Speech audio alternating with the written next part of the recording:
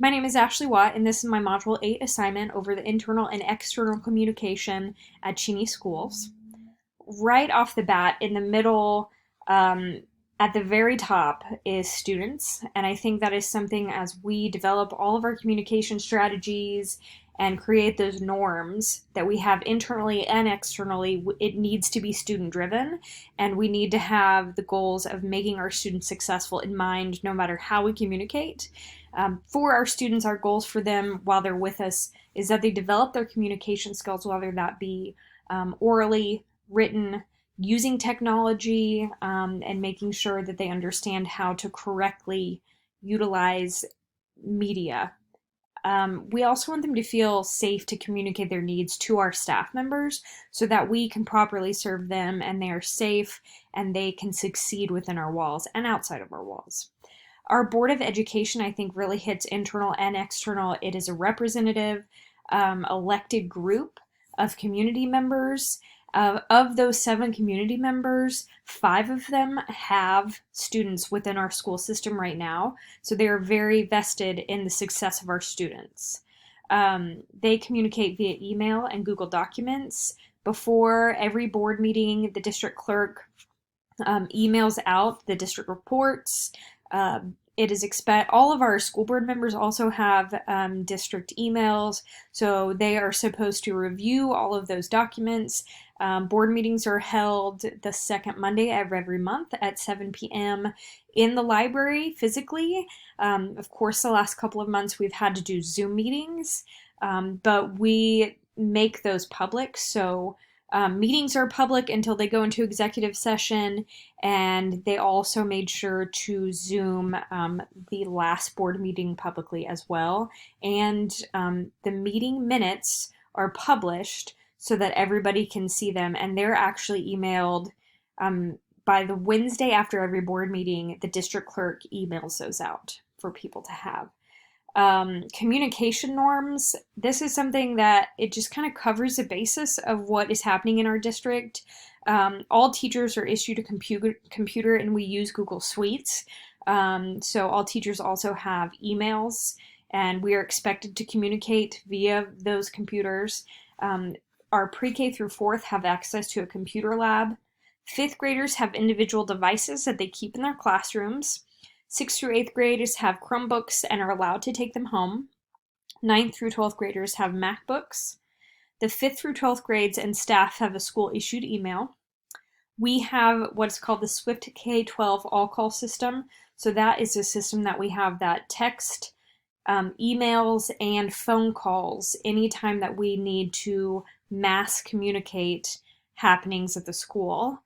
So whether that be a snow day, or we've used it quite a bit in the last couple of weeks, kind of letting parents know that things are happening at the school and this is what to expect.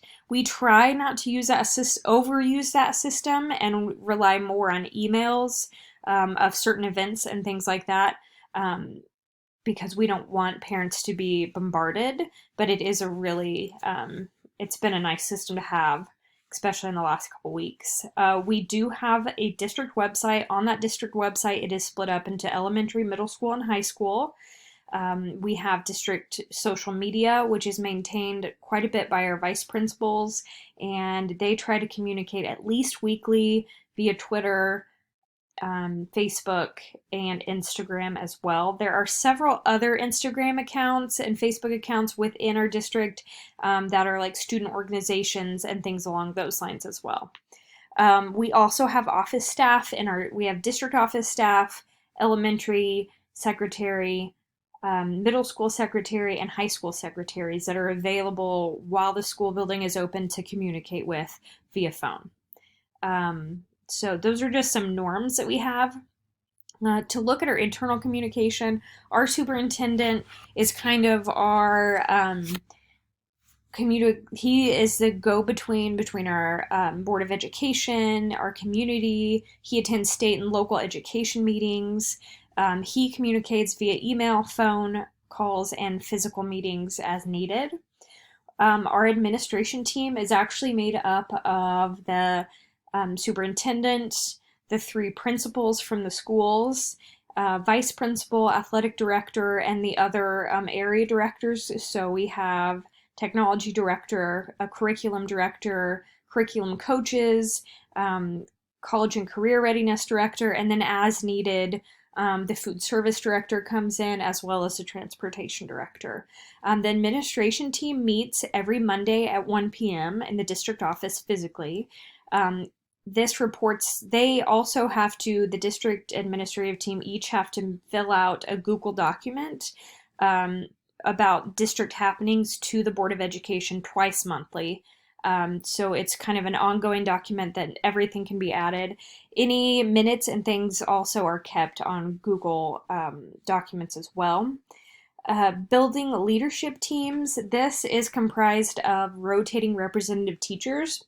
So, for example, within the high school, there is a math representative, career and tech ed, science, English, and they serve for 2 years and then they're rotated out. They meet once monthly and the agenda is communicated to them before. It is also an expectation of those members that kind of like if I'm this representative of the science department, I am their communication tool. So they come to me if they have problems, issues, questions, and then I bring it to the building leadership team.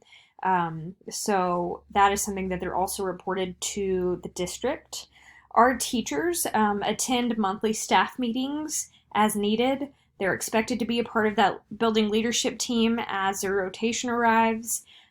Each of them have adopted, even before all of this stuff, because we're such a technology-rich district, they adopted a digital learning platform.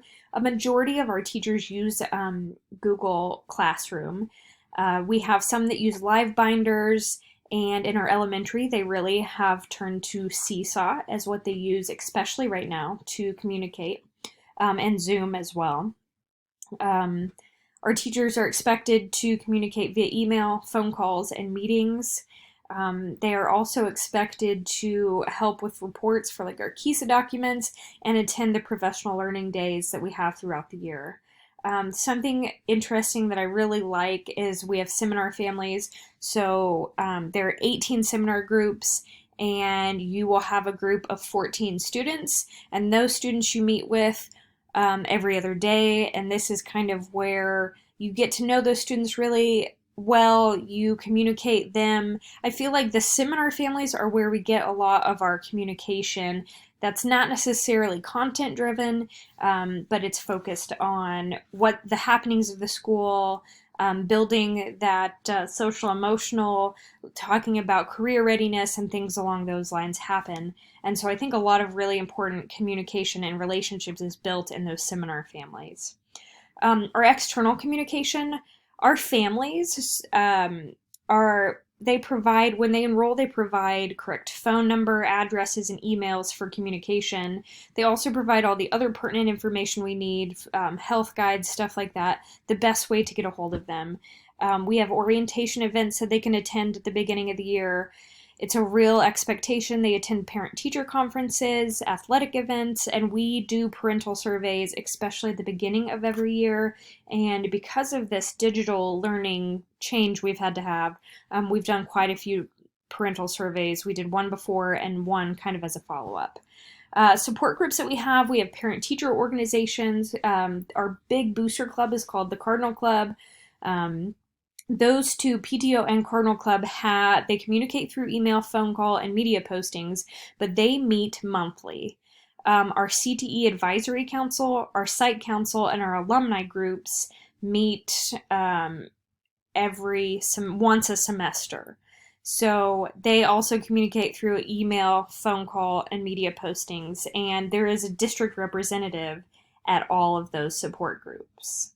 Our community and our government, we have a very active and supportive community and government. Our mayor, city manager, and chief of police are on school committees, and they also help with a lot of grants and safety that we have going on at the school. We also have a very active Chamber of Commerce that meets the second Tuesday of every month at DeMario's, the pizza place in town. They take an opportunity to recognize students at every monthly meeting and invite students to come in and discuss. and a school representative attends all of those meetings as well. I'm still learning quite a bit, and I think that it's my first year here still, and we've had to switch so much the way we communicate. But I really see that these internal and external communication, the structures that we've had, have really allowed us to still um, reach out to our students. And I if we can't get them on email or phone call, if they didn't have internet, we found a way to get them internet. We made sure that every family had a device that they could get to. Our school district and our school leaders are physically driving to people's houses and dropping off work packets. I think that it's really a testament to these internal and external communication structures we have in place. And I think it's actually provided us a unique way to see maybe some of our weaknesses that we had. I can see in the future, even as we were physically back in school, instead of having just one monthly staff meeting, increasing those to maybe once weekly or bi-weekly, because I feel like it's really improved our communication. I really also feel that we've stepped our game up as far as communicating back and forth via email and things along those lines. So even though it's been stressful, I think it's been actually constructive in the form of communication. Parents, families, staff members are seeing all these unique ways that we have to communicate, even if we can't physically be together. So that is my Module 8. Thank you.